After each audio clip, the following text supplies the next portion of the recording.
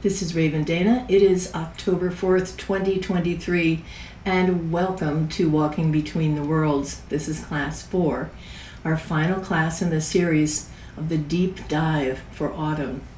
So, we're going to cover a lot of ground today and do a fair number of practices in the body of the class.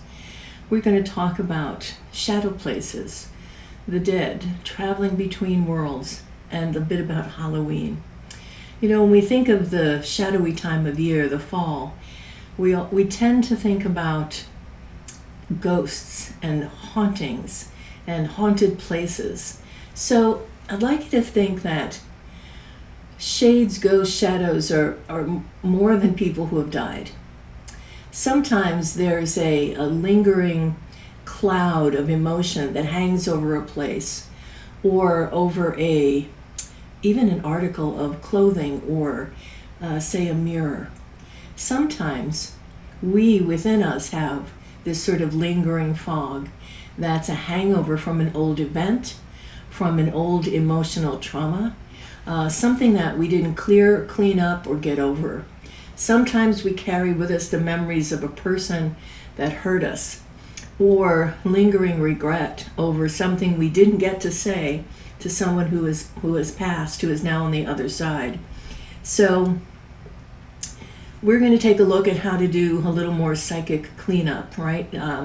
Letting the shades and the shadows within us go to the past where they belong, to be buried, to go into the ground, to metabolize, so that we're not carrying the dead with us. And I don't mean the dead meaning deceased people. I mean that which has outgrown its usefulness, those things that we are haunted by. So there's a practice that's actually very simple, and I'm going to share that with you. You can do it anytime you like. It doesn't have to be in the fall, but this is a great time to get the ball rolling, to clean out whatever you may be carrying with you. So if you find yourself some days in a funk, in kind of a depression or a sad or a victimy place, think about what that is that's lingering, what that is that you're carrying. And here's a process for putting it down. First, salt. Give yourself a salt bath. If you don't have a bathtub, take a couple handfuls of salt in a cup or in a plastic bowl so that you don't drop it in the shower, and salt scrub yourself. Just use this as a way to open up. It's like opening the door through which you're going to let out that cloud of old emotion or memory or unfinished business. All right? Then the next thing you want to do is get grounded. And you can do that any way you like. You can meditate. You can do something as quickly as go outside, slip off your shoes, and stand on the ground. Again, even in the winter, unless it's 20 below, you can still slip off your shoes and put your toes in the snow for a minute. But at this time of year, pretty much we've got it made. I recommend that you go do this part underneath a nice shady tree. Bring a spoon with you. Get grounded and dig a little hole in the ground. You're essentially digging a grave.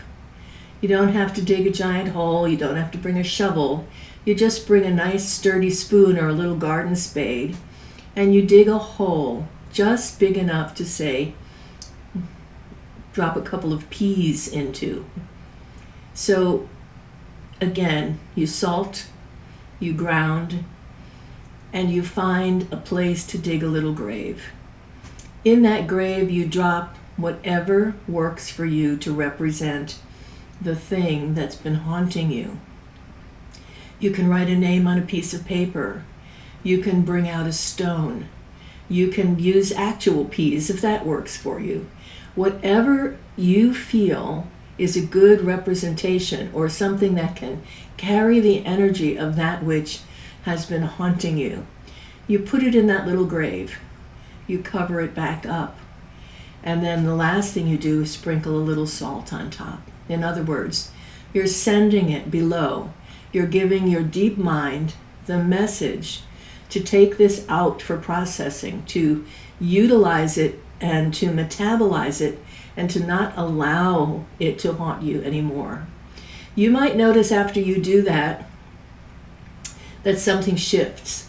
You might notice that after you do that, you think about the person or the situation a little more for an hour or so, and that then it lifts and clears. You might notice that you feel moved to have a conversation with somebody or to share the story with a friend. I don't know what will happen for you, but the process of clearing can happen many different ways, so be open to the results.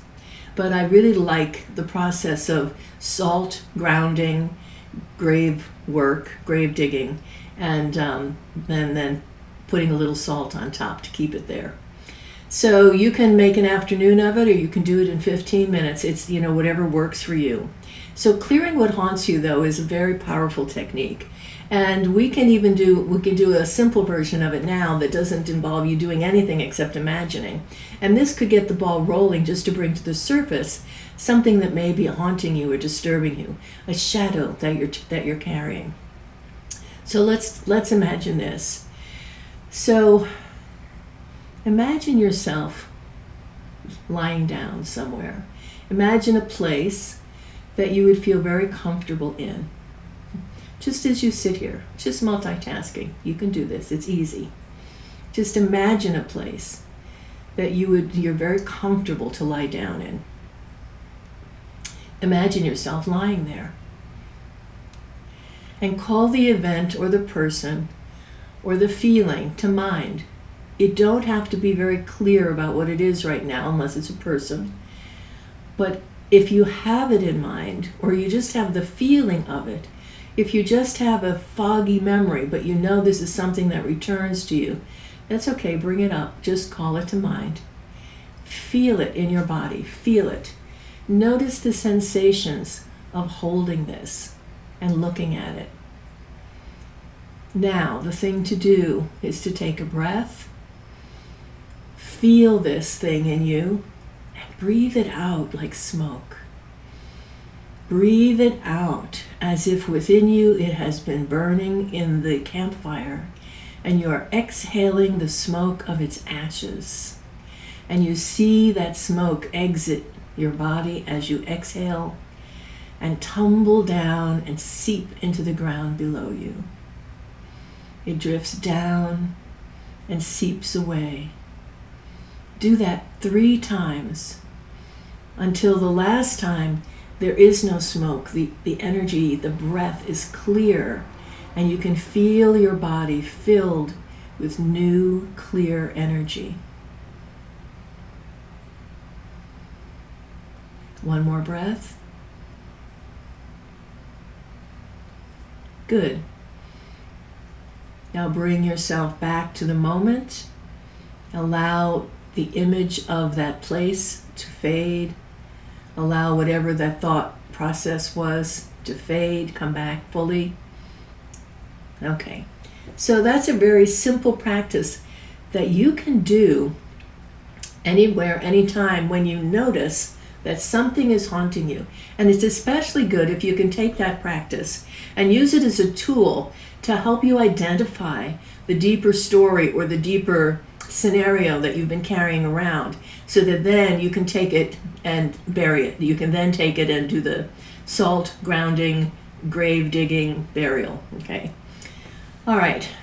There's another thing that haunts us. And most of us at some time in our lives experienced some things that were not pleasant. And as a result of that, we left some of our energy back in the past, or we never were able to fully pull our emotion out of that situation. So even if we think of it lightly, or someone mentions that date or that year, you can feel that cringe in your body. You can feel almost like a line of energy running from your present moment back into that experience or that time in your life. So there's another way to practice gathering up, clearing out the psychic energy that's haunting us. We're going to just call this gathering ourselves back home. So even though we leave parts of our awareness in different places, we can do, in essence, what some people call soul retrieval, which is an invitation to our other selves, our parallel reality selves, or our younger selves to return in the moment. And if that's scary, or if it feels hard to you, invite someone to go along. Invite a guide, a guardian. Invite the gatekeeper. Invite a power animal, right? So we do this, if we do this a lot in our lives, we tend to lose energy. In other words, we leave parts of our energy in different junctures in our lives, and then we find that in the moment we have less energy than we'd like, or less awareness than we'd like. So again, at this time of year, particularly with the changing of the year, it's a good time to step through to the other side and call to yourself all those parts of yourself, all of your younger selves, all of your selves that may have made choices that you wish you could take back. So this is another practice that you can take your time and do slowly.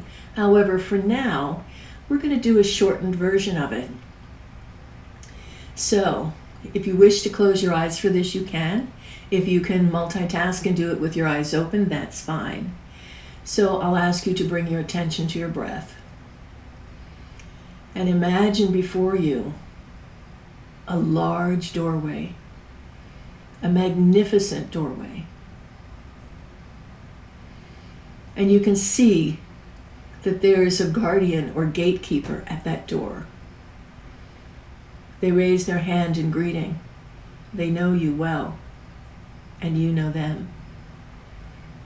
And you breathe a sigh of relief because you know this being has your back.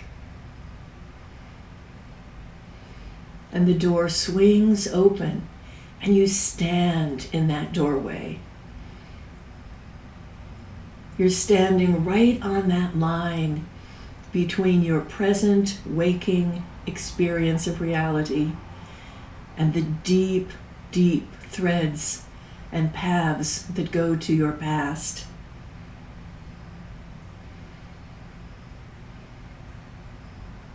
And your helper, with a hand on your shoulder, whispers into your ear, "Call them back now." And you raise your arms and you whisper the words, or sing the words, or call the words, whatever works for you. I'm waiting for you. I welcome you. No matter what you've done or haven't done, I'm here for you. We're okay now. Come to me. You're welcome to be in my world. And you will be safe. I promise. And as you stand in that doorway and look out into the misty landscape, you do see shades and shadows moving your way. Some are hurrying. Some are just drifting, lagging, lingering, perhaps shy or afraid.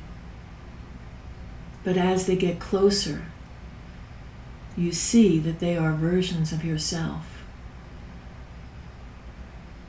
And mostly you recognize the time, the event, the place. And it's okay if you don't. If you just recognize yourself and welcome that self back, that's enough. Before long, there's a little gathering of selves in front of you. And with your arms open wide, they huddle close. And with the arms of your helper around you and around them as well, you take a breath. You breathe them in and feel their energy returning, restoring, nestling inside you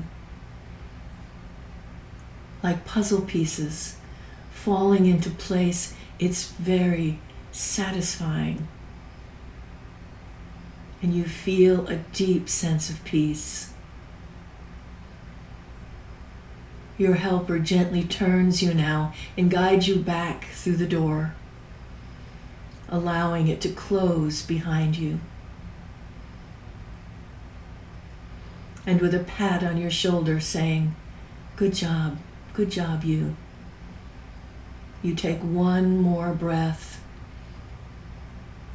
and come all the way back to the moment and to the room that you're in. If your eyes were closed, you may open them now.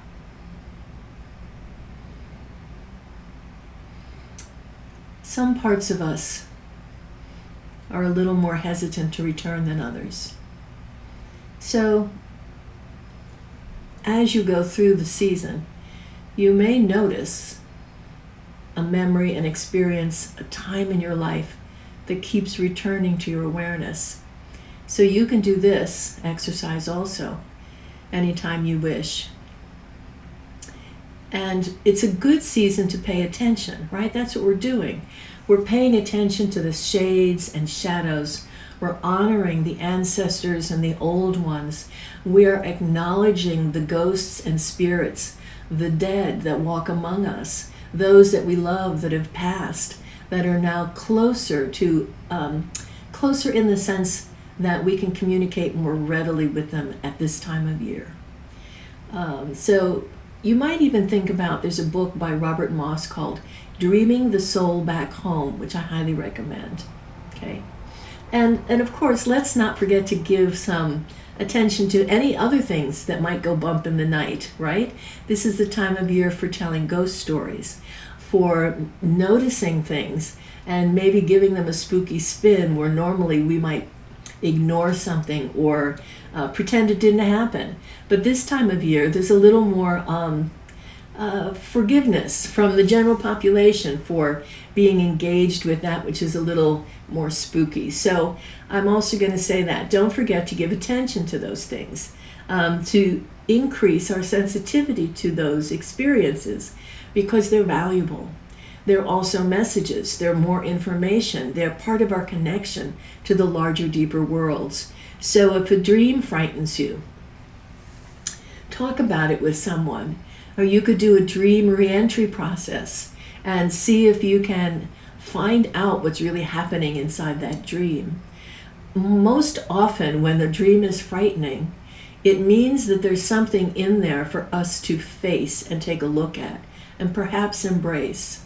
I have had plenty of stories told to me about people who had recurring frightening dreams, that when in the dream they remembered it was a dream and did something different, it actually changed the way they thought about themselves. So one example is somebody that had a recurring dream of being chased by a snake, frightened of snakes, and finally stopped in the dream and turned and allowed the snake to eat them, which seems terrifying. But in the dream, what happened was, when she allowed the snake to eat her, in the mouth of the snake as she went in, she entered a fairy world. She entered a world of magic and light and hope. She entered a world in which she saw lost toys from her childhood. She came out of that dream after having this most remarkable experience of discovering things that she had lost to herself inside that image of that snake that swallowed her. That she found that she was in fact looking for those things, those energies in her life.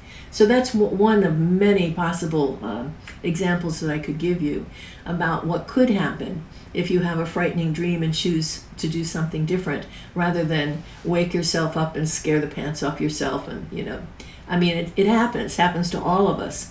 And I'm going to say this, there's a caveat here.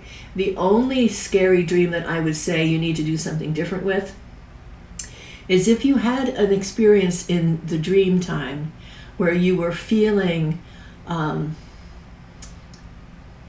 compressed or feeling held back or feeling unable to move or talk because an outside force, what we'd call a dark force, an unpleasant entity, was trying to hold you down or hold you back. In that kind of dream, when you have it, and I have certainly had something like that. If you have a dream like that, wake up and take a salt bath, because you don't know what that was. Again, I'm not trying to scare you. Stuff happens all the time. Things pass through our dream space, but you don't want to necessarily go back and try to shake its hand. You might want to go back and say, you don't get to control me. So that's the one caveat. Any other kind of dream, dreams about tornadoes, dreams about bears, dreams about dogs, dreams about, those, anything else, go ahead and go back and stand tall in its company and see what happens next.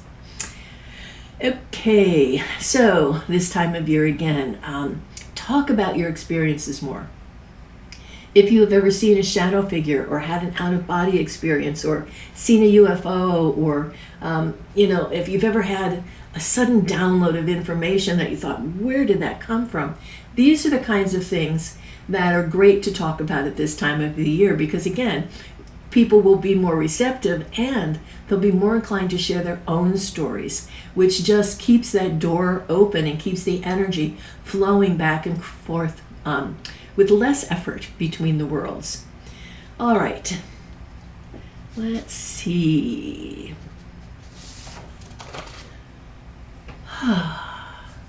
Kinship with other beings. So elementals, that's another aspect of reality that we might stumble upon at this time of year. We might notice different feelings when we're walking in the woods and the leaves are falling and the mushrooms are growing. We might notice that beings or entities make themselves known to us. You might notice in a dream or in that liminal space between wake and sleep. When you first wake up in the morning or before you go to bed, you might have a sense that something is there. No reason to be afraid, right? It's just part of life, part of our reality experience. Oh, there is if you haven't already seen it, there is a Netflix documentary called Encounters, and it's quite good. It's just what it sounds like. It's people's encounters with unusual things, and the good news is it's not done in that kind of terrifying way. It's not super scary. It's people who have experiences and talk about them in a way that's practical and down to earth, and in some ways very open-minded and uplifting. So you get to see experiences talked about in a new way, rather than something's in our airspace and we need to figure out how to stop it because it's going to take over the world. So it's nothing like that. If you've seen those, because they're out there, it's nothing like that. So I would encourage you to take a look. Again, it's Encounters, and it's on Netflix. Here's some things that you can think about doing a little bit more of in the autumn. Stargaze. Share stories of the strange encounters. Go sky watching.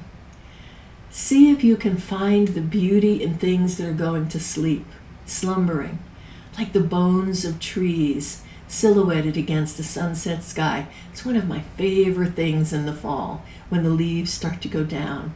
And of course, it's soup season. You can do magical things. You can make bone broth, right? Right? Think about that. You can make bone broth, share it with friends. It's great soup season. So it's an excellent way to bring together your intention, energy, that idea of cooking things up and sharing intimate energy with others. So it's maybe have a soup afternoon and share recipes with your friends. That would also be a fun thing to do. Infuse your foods with words and images. Right? Make it a magical practice. Have a journey during one of your meditations where you actually let yourself meet and experience death. Again, it doesn't have to be as scary as at first it may seem. We're going to talk more about death in a little bit, but it's a good season to explore your idea of death and to get yourself in a space where you're not as braced against it as culture positions us, right? And what I mean by that is as if death is a failure, as if it's something to be overcome, as if we have to fight tooth and nail for it not to ever happen. I mean, those are the kinds of things that we see around us, and it does not serve us. Because frankly, we are all dying. All of us. You're dying, I'm dying. Some of us are just going to die a little faster than others, right? but everything's going to die. Someone gives you roses, they die. You have animals, unfortunately, as we all know who have had animals, they die. So it is a natural part of life. And the more we are able to embrace death, and what I mean by that is feel it, experience it, and grieve our losses rather than trying to marshal through it. And when we give ourselves real time to grieve, then we can continue to let the experience of the being be present to us without all the suffering of loss. It's not that we ever stop missing somebody or even a pet that passes. But what we do get to, if we let ourselves grieve, is the wisdom, the feeling, the knowing that we do carry a connection with them always. That they have dropped their body, but they are still somewhere. They are still alive in a very real sense and available, even if they're not available for us to touch and kiss and hold the way we did before. So the more we're able to grieve, the more we're able to stay connected, the more we're able to remember and appreciate what was wonderful and good about the person or the pet, rather than just stay stuck in the loss. So there's a lovely little video. I don't know if you've ever seen it. It's called The Life of Death. Look it up on YouTube. That's all I want to say about it. It's a hand-drawn one of those, somebody put it together, and it's really very lovely. The Life of Death. We don't often think about what death, the character, the being that we call death, might ever experience. And anyway, I like this, right? So, think about death. You know, what is your fear? What is your hope? What is your experience of death compared to what culture, the popular culture, does? You don't have to do what other people expect of you around death and dying. You can make it up as you go along. In fact, that's the best thing to do, is to make it up as you go along, right? Each of us is on an inevitable ride. We're going to cross the river sometime. And so it's always a good idea to have some thoughts about, some experience of what that might look like, what that might be like. So if you've ever been with a person that's dying, you might have some understanding of that. And if not, perhaps with a pet, you've had some understanding of that. But here's something I want to share with you. If you do know someone that's getting ready to pass, then you can have a different experience other than one of fear. You can have an experience of deeper connection. And here's one thing I know. My dad was a funeral director. I was raised around people that were grieving, right? So I've seen a lot of people handle and not handle their loved ones passing. So if you have something to say to them, say it. Even if you think they might not like it, don't leave something unsaid. Whatever it may be. If you have no unfinished business with that person, and you can be more present with them. Similarly, you can also invite the dying person to share with you anything that they need to say, anything that they would like to get out of their own system. You know, I spent some time as a hospice volunteer years ago. And by the way, it's a great, great training program. If you have a hospice nearby and ever feel so inclined, I highly recommend it. You'll hear incredible stories about things that happen. So here's some of the things that you learn that I'm going to share with you. If you're around a person that's getting ready to cross over, just be present. It is your presence that matters. Put your hand on their arm. Your touch matters. Don't feel like you need to be chatty. Don't bother with small talk. They're not going to care. And let space be there for them to speak. Let space be there for a certain kind of listening. That if they start talking about things that you can't see or you don't understand, that's okay. Accept that that's their experience. Don't try to correct them. Don't try to redirect them. Don't let yourself think that, oh, they're hallucinating. Just be present. The more present you can be with somebody standing on the threshold, the easier it is for them to cross, and the easier it is for you as a witness to experience the experience with less fear and more wonder. Birth and death are very similar in their energies. I had both my girls at home, and I helped people deliver babies for quite a number of years. Just saying, I've been both ends of the spectrum. When I was 14, my mother died suddenly at home. I was with my mother when she died. So again, there's something that happens to us when we are in the presence of that door opening between life and death. And I encourage you to, if you're going to have the experience, if it's part of your life. I'm not saying you should run out and try to find a dying person, although I suppose you could. But here's the thing. Most of us are going to have that experience at some point. When it's your turn, when that happens for you, just be mindful of being present. You don't have to do anything. You don't have to fix anything. All you need to do is be there, okay? And also remember that they're going to hear you. Even if it doesn't seem like they're there, chances are very, very high that they will hear you right up to and through the last moments of them inhabiting their bodies.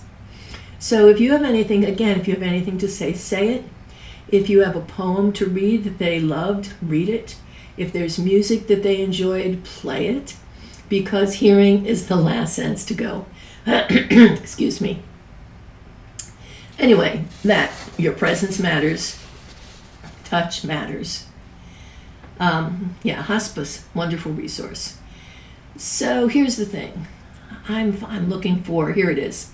There's a very good book. It's an old book. It's not actually about death, but it's a very, very good description of what someone on the threshold of death experiences. And it's actually by Dr. Jill Bolt Taylor, she had a stroke. And it's called My Stroke of Insight. So if you have not read that book, or if you haven't read it in a long time, and you're having an experience with someone who may be dying, it's a really good reminder. It gives you a sense of what the person on the threshold is experiencing. And energy matters. Again, our presence matters. So, here we are again in the season of shadows, and it's a fine time to contemplate our own passing, to maybe take a few notes about, hey, if you could script your own funeral, what might that look like? What music would you want played? What joke might you want to play on somebody? What would you like to see happen at your own funeral? It's just something to think about at this time of year that I think brings us into the presence of death with a little less fear and a little more partnering. That you have some say-so, more say-so than you know over your own passing. Again, as I can tell you from my own experiences with hospice and stories that have been shared with me through the years. And also about that, one more thought. I mentioned her last time. Caitlin Doherty. Caitlin Doherty is such a fine resource. Caitlin Doherty is a mortician. She's a writer. She is an advocate for the funeral industry reform. In other words, to help people to reclaim the experience of death and dying in their own lives and for their loved ones. So you can check her out on YouTube. You can go to her site called Ask a Mortician, which is great. And she's not only smart, but she's funny. She's written some excellent books. If you're interested in some documentaries about the subject of dying in the funeral business, Steelman Town is a short documentary on a green burial project. Also, A Will for the Woods. A Will, W-I-L-L, for the Woods. It's another little documentary about a green burial. Let's see here. One more. Another documentary called Bury Me at Taylor Hollow, which was released in 2022. And it follows the story of a man who spent 15 years working first in the conventional funeral industry, and then his personal journey that took him to open a conservation burial ground. I think these are great things. Again, we tell ghost stories at this time of year. Let's do some real documentary watching this year and see what else it opens up for us. I think it can be fascinating if you're with the right people who are interested in taking that journey with you. It's deep and it's intimate, and it's a lovely thing to experience and experiment with, of the conversations around death and dying and what happens to us, and what the funeral industry is like compared to what we might like it to be. Okay, so there's that. Coming up for air. All right. So, of course, here in the season of shadows, we have Halloween itself. And classically, of course, at Halloween time, we dress up. We invite those who have passed to come visit us. We use jack-o'-lanterns and costumes to keep away spirits that we don't want to have around, trickster energies or spirits who are unhappy and might want to cause a little chaos. We invite our ancestors to visit, and we sit with them, and we sit around the campfire, and we invite them to communicate with us. So the time of honoring the old ones and our ancestors, of course, extends into November. And so what we have here is that the coming together of the two different traditions. We have the pagan tradition, which then is merged with, as the Christian tradition develops, and as the Christian tradition does All Souls Day and All Saints Day around the pagan holidays, so that both traditions can practice their rituals and their rites essentially at the same time. So whatever your history is, whether you're specifically pagan or whether you're Christian and do All Souls, All Saints, or all of the above, because you can do all of the above, again, good time of year to just take a look at all that. I would say, how about this year, as you pick your Halloween costume, maybe to think about picking a costume that represents a hidden aspect of yourself, something that you aspire to be, or perhaps one of your disowned selves, some aspect of yourself that kind of embarrasses you, that you hide out from. Maybe to pull that out of the bag and celebrate it, to put on that costume and let your freak flag fly, as they say, might be kind of fun. Or even to dress up as one of your deceased family members, to come to a party as your great aunt because she had, I don't know, weird taste in hats, or come to a party as your great grandmother Matilda who cursed like a sailor, or whatever that is. It's another way to play. In fact, if you have a fairly large family, you can invite the whole family to do that, to come as other family members, and it could be a lot of fun. I've actually been to parties where we've done that, dressed up as other family members.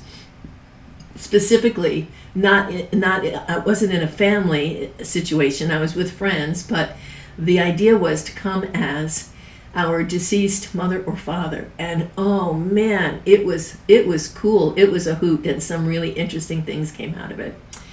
All right, some Halloween activities, since I don't know about you, but this is my favorite holiday of them all.